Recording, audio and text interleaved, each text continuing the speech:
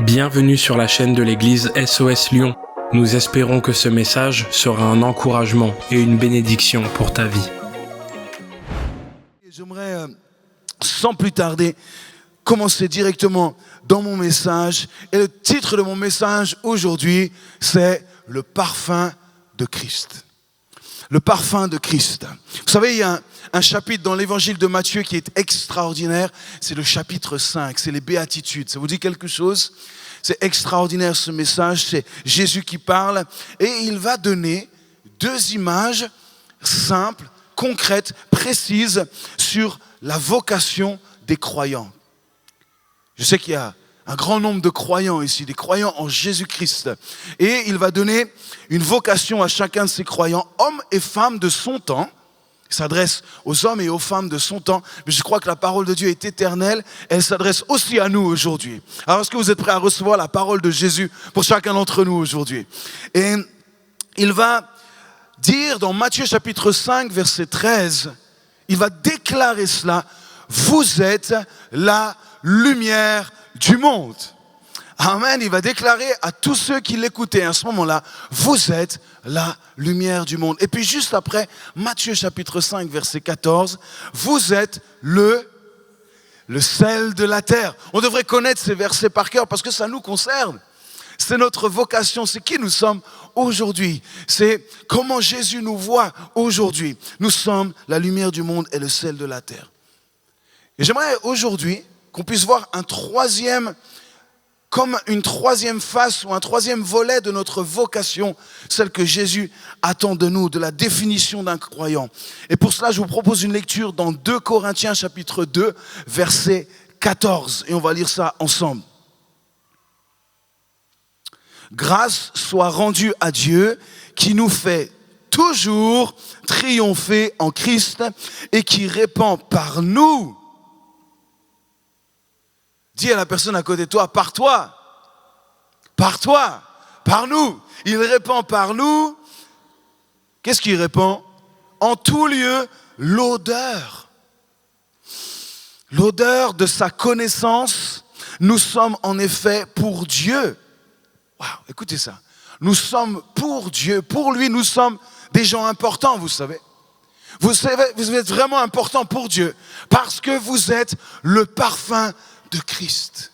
Wow. Pour Dieu, nous sommes le parfum de Christ parmi ceux qui sont sauvés et parmi ceux qui périssent.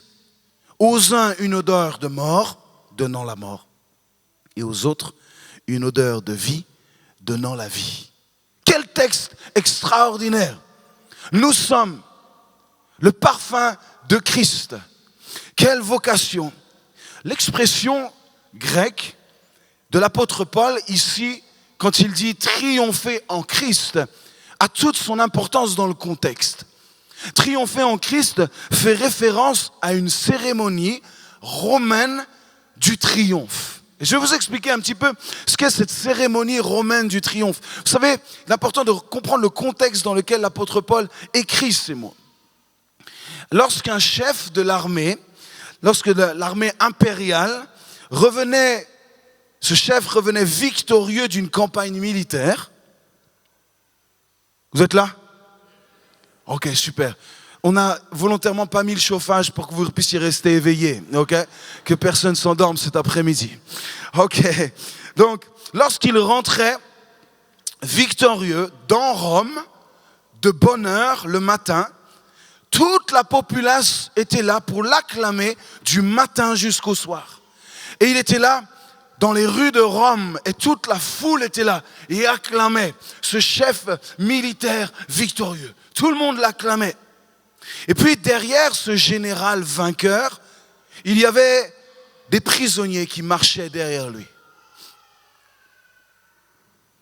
Il y avait des prisonniers. Certains des prisonniers allaient être libérés, et puis certains, malheureusement, allaient être exécutés. Et il marchait derrière ce général de guerre victorieux. Et là, il y avait du bruit. On acclamait. C'était une véritable célébration. Et tout au long du cortège, qu'est-ce qui se passait ? On lançait des fleurs. On lançait des fleurs sur ce général. Et puis on brûlait de l'encens. Et il semblerait qu'à un certain moment même, il y avait tellement d'encens qui était répandu qu'on ne voyait presque même plus le cortège, tellement la fumée de l'encens couvrait tout le cortège. Peut-être il y en a qui aiment l'encens ici.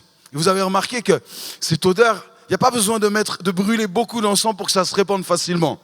Ma mère, elle aime bien l'encens. Quand je rentre dans le salon et qu'elle en a mis, waouh, ça, c'est présent et ça reste longtemps. Hein. Et là, il y a cet encens, ce parfum du succès, ce parfum de gloire pour les uns, mais aussi ce parfum de mort pour ceux qui vont être exécutés. C'est important de comprendre ce contexte. Dans quel contexte Paul écrit ces mots. Et c'est avec cet arrière-plan que Paul exprime ce qui est écrit ici. Il va comparer le parfum de l'encens qui est déversé lors de cette célébration, cet encens qui se propageait dans la foule, au parfum de la connaissance de Christ. Ce parfum qui se répand partout comme on l'a chanté, partout dans nos villes, partout dans nos villages, partout dans le monde, grâce à quoi? Grâce à l'annonce de la bonne nouvelle. Ce parfum se répand. Et alors que je parle cet après-midi, il y a le parfum de l'odeur de Christ qui se répand ici dans ce lieu. Je crois qu'il y a une vocation ici pour l'homme très importante et j'aimerais attirer votre attention quelques instants maintenant. Il y a une vocation, c'est la connaissance de Christ. C'est ce que l'apôtre Paul dit, la connaissance de Christ, c'est pourquoi tu as été créé, pourquoi nous sommes ici sur la terre, c'est connaître Christ. Mais cela n'est pas suffisant, c'est faire connaître Christ aussi. Connaître Christ pour faire connaître Christ. Ceux qui connaissent Christ et le font connaître sont appelés comment? La bonne odeur. La bonne odeur de Christ. Ils sont le parfum de Christ. La connaissance de Dieu, vous savez, ce n'est pas simplement une connaissance, je dirais, monothéiste de « oui, il y a un Dieu qui existe ». Non, non, non. C'est cette révélation d'un Dieu aimant et rédempteur par son Fils Jésus-Christ. C'est ça la bonne nouvelle. C'est pas juste « oui, il y a un Dieu qui existe ». Non, non, non, non. C'est « je connais le Dieu qui m'a tant aimé et qui s'est révélé à moi grâce à Jésus-Christ ». Ça, c'est la bonne nouvelle de l'Évangile. La connaissance, c'est aussi une promesse. Écoutez bien, c'est une promesse de la part de Dieu que le chrétien, le plus faible dans la foi, peut-être cet après-midi tu es venu et tu dis ouais, ok, ma foi est tellement petite. Je suis un petit chrétien. J'aimerais te dire, il n'y a pas de petits chrétiens ou grands chrétiens. Il y a juste ceux qui ont la foi. Et même un petit peu de foi, il y a une promesse derrière ce petit peu de foi. La promesse, c'est que même si tu es le plus faible parmi les plus faibles, mais si tu suis ton général, qui est Jésus-Christ, si tu es à la suite de ce général qui a fait son entrée dans ta vie et que tu poursuis ta marche avec lui, qu'est-ce qui se passe? Il fait de toi un plus que vainqueur. Il fait de toi un plus que vainqueur. Tu marches dans sa victoire. Tu es avec lui, en lui, et cela toujours et en toute occasion. Amen. C'est ce qui est dit dans Romains chapitre 8, verset 37. Dans toutes ces choses, nous sommes plus que vainqueurs par celui qui nous a aimés. Ça, c'est la révélation de qui est Dieu. Le connaître. Et maintenant, il y a deux événements qui prennent place. Deux événements qui prennent place dans notre vie. Première, vous l'avez compris, Dieu nous fait participer à son triomphe. Nous sommes là et nous sommes à la suite. Nous marchons derrière le grand vainqueur. Et nous pouvons lever la tête, nous n'avons pas honte de lui. Il est celui qui a remporté la plus grande victoire. Et nous marchons à sa suite. Et nous ne sommes pas abattus, nous sommes victorieux, plus que vainqueurs, grâce à lui. Et nous avançons avec confiance. Et en même temps, il nous fait participer à son triomphe. Et la deuxième chose, c'est qu'il se sert de nous en même temps. Pourquoi? Pour répandre le parfum de la connaissance. Il se sert de chacune de nos vies, de chacun d'entre nous, pour répandre le parfum de la connaissance. Cette révélation importante, cette connaissance, Paul la compare tout simplement à un parfum. Alors, On va imaginer ça aujourd'hui. Je l'ai dit en introduction, on est la lumière du monde. Nous sommes la lumière du monde, ok? Et nous sommes le sel de la terre. Un bon soldat, ça. Mais nous sommes aussi maintenant le parfum de Christ. Et c'est le parfum à écrire notre histoire. Ça vient de sortir, c'est extraordinaire. Non, il n'est pas en vente à la sortie. Il est gratuit à la sortie, celui-là. Et qu'est-ce qui se passe? Quand nous connaissons Christ en tant que Père, en tant que Rédempteur, en tant que Sauveur par Jésus-Christ, alors qu'est-ce qui se passe? J'essaye de trouver le... Voilà. Il répand son parfum. Gaëtana, ça va être extraordinaire ce soir, ce que tu vas vivre. Et il répand son parfum sur nous. Ça sent bon, hein? Et il répand son parfum sur tout notre être. Mais ça ne s'arrête pas là. À quoi servirait d'avoir cette lumière? À quoi servirait d'avoir ce sel dans nos mains? Et maintenant ce parfum sur nous pour rester dans un endroit caché. Vous êtes le parfum, vous êtes une odeur de vie ou une odeur de mort. Et qu'est-ce que Jésus nous dit? Il dit va. Et c'est ce qu'il fait. Il nous envoie pour répandre ce parfum.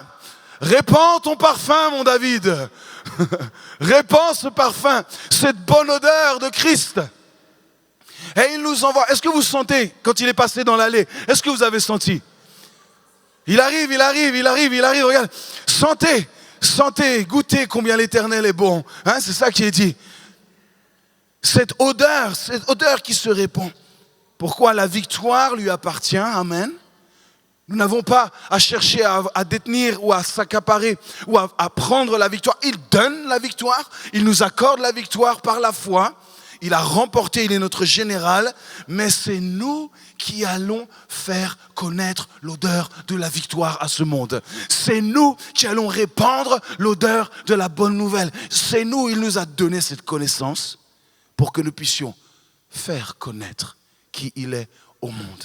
Nous avons cette responsabilité aujourd'hui. Sans lui, nous ne pouvons rien faire. Et sans nous, l'évangile ne sera pas connu.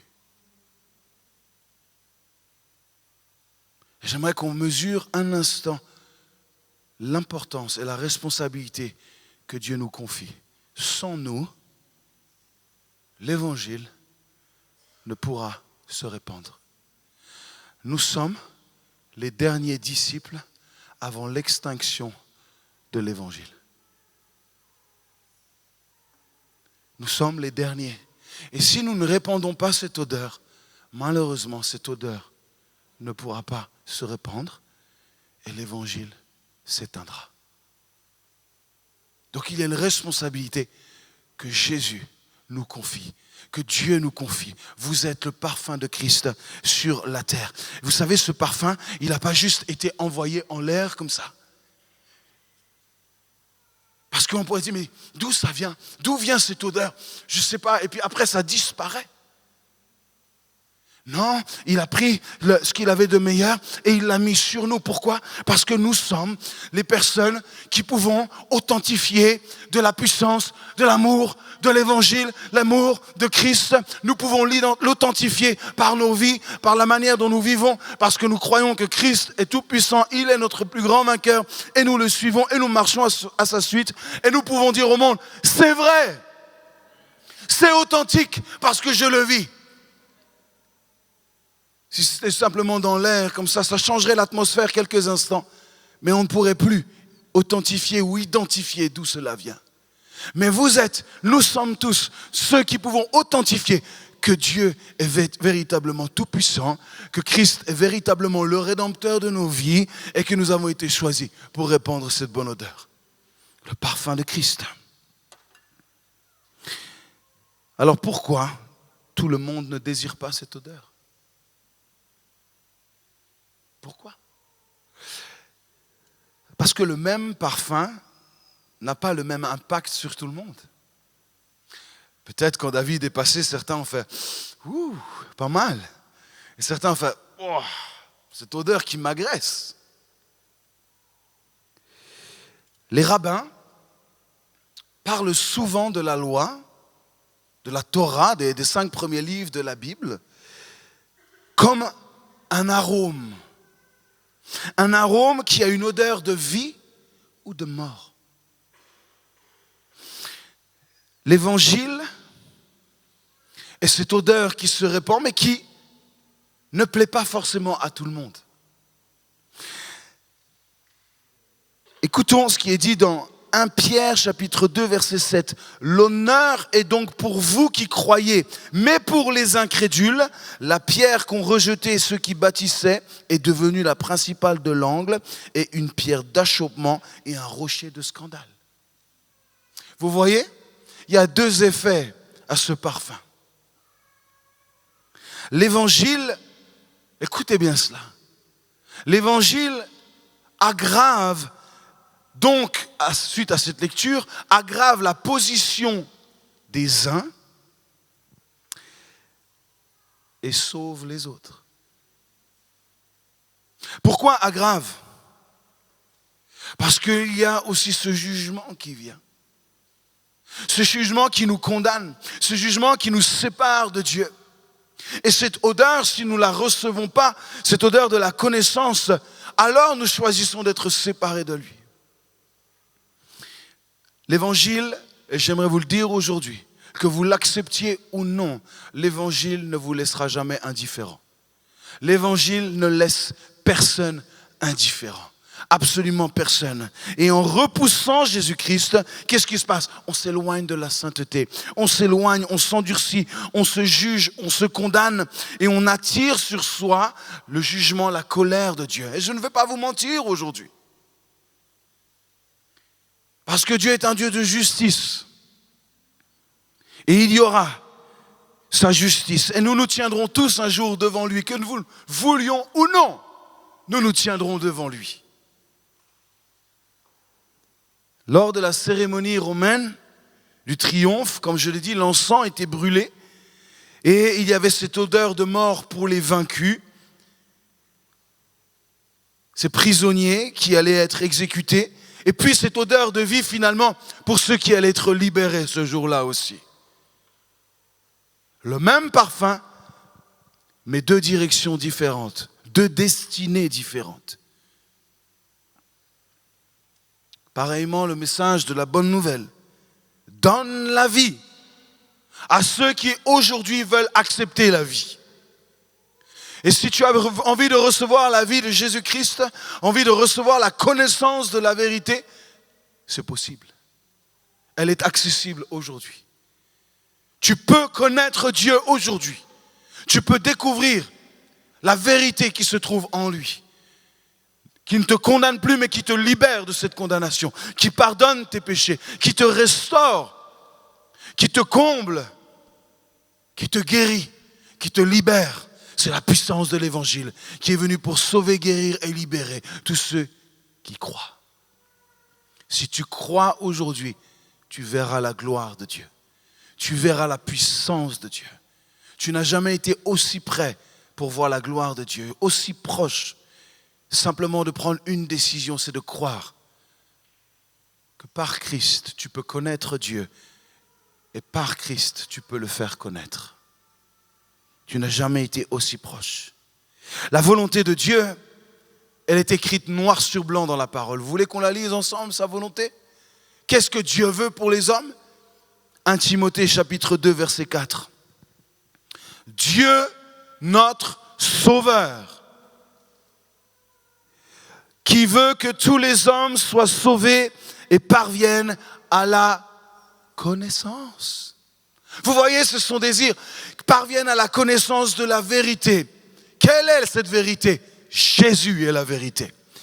Il est le chemin, la vérité et la vie. Nul ne vient au Père si ce n'est que par lui.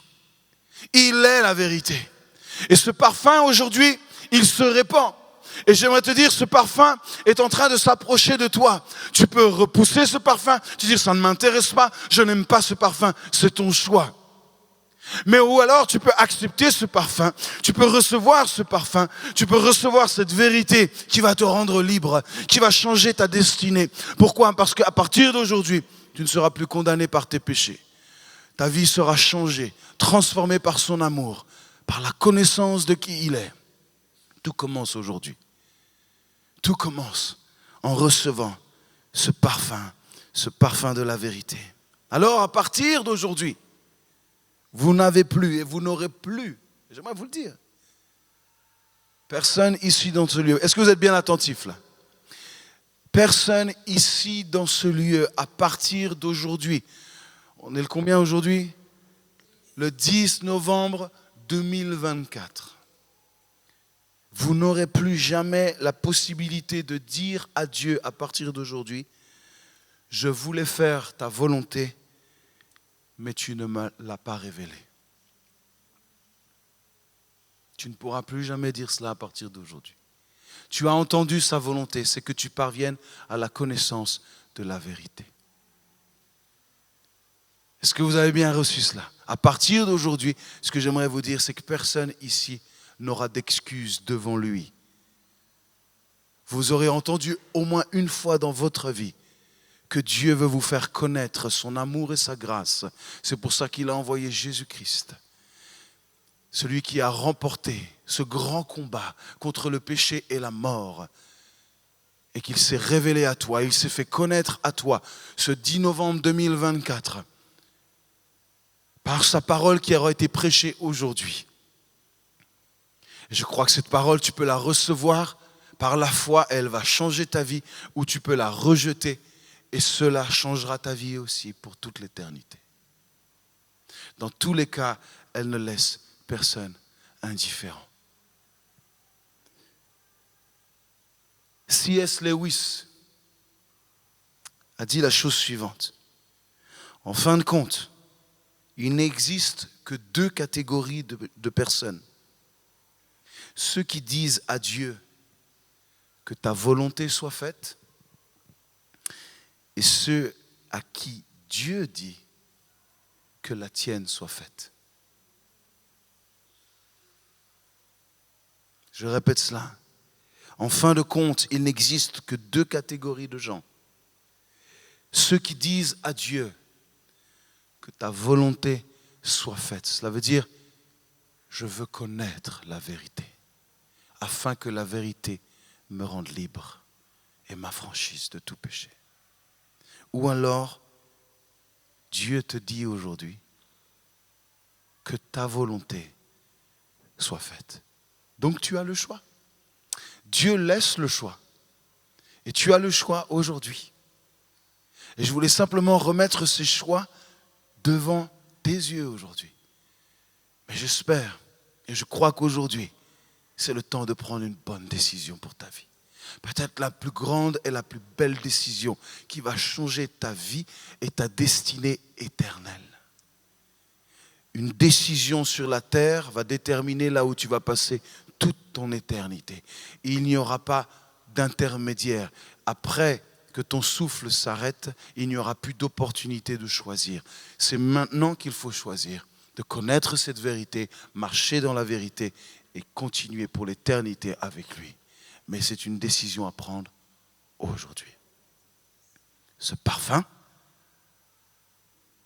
qui te fait connaître Christ, et une fois qu'il t'a révélé et qu'il t'a aspergé, embaumé de ce parfum extraordinaire qui te lave, qui te purifie, il t'envoie pour faire connaître Christ. C'est pour ça que nous sommes là aujourd'hui, que je suis là aujourd'hui, que tous ceux qui vous ont accueillis aujourd'hui sont là. C'est simplement pour vous faire connaître Christ, pour que vous puissiez réaliser à quel point il vous aime.